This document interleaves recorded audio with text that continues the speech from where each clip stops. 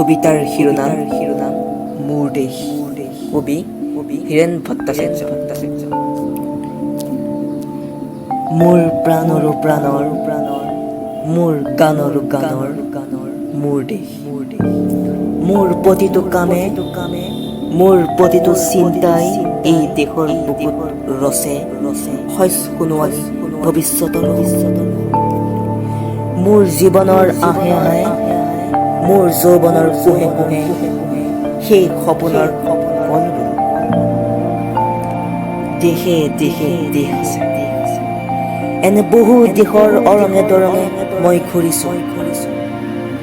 বহু বন্ধুৰ সৈতে হাতে হাতে হাত ধৰি ফুৰিছোঁ।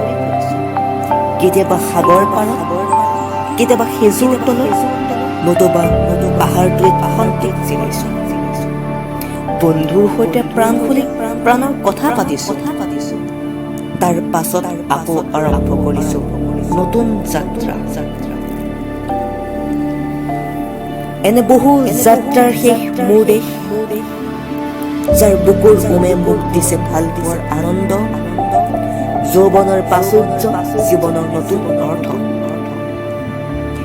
এই দেশৰ প্ৰতিটো পুৱাই মোলৈ লুকুৱাই আনে ঐশ্বৰ্যৰ বিপুল সম্ভাৰ। প্ৰতিটো সন্ধিয়াই বৈ আনে স্নিগ্ধ ফুলৰ সুবাস। প্ৰতিটো ঋতুৱে মোক দি যায় জীৱনৰ আশীৰ্বাদ। এই দেশৰ বাবে মই জীয়াই আছো, এই দেশৰ বাবে মই জীয়াই থাকিবলৈ মৰণপণ কৰিছো। ৰণুৱা বনোৱা হালোৱা এই সকলৰ মাজত মই আছো মোৰ দেশৰ বাবে। অনেকৰ মাজত ঐক্য হৈ, বিৰোধৰ মাজত সংহতিৰ সম্ভাৱনা হৈ মই আছো।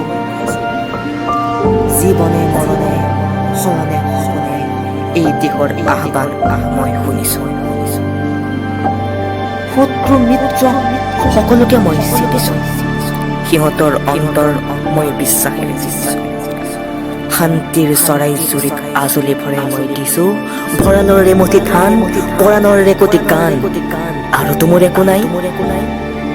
মোৰ দেশ, মোৰ কল্লোলিত সপোনৰ উত্তাল তৰংগই মোক লৈ যায় গভীৰৰ পৰা গভীৰতলৈ, আদৰ্শৰ কঠিন পৰ্বত মূললৈ।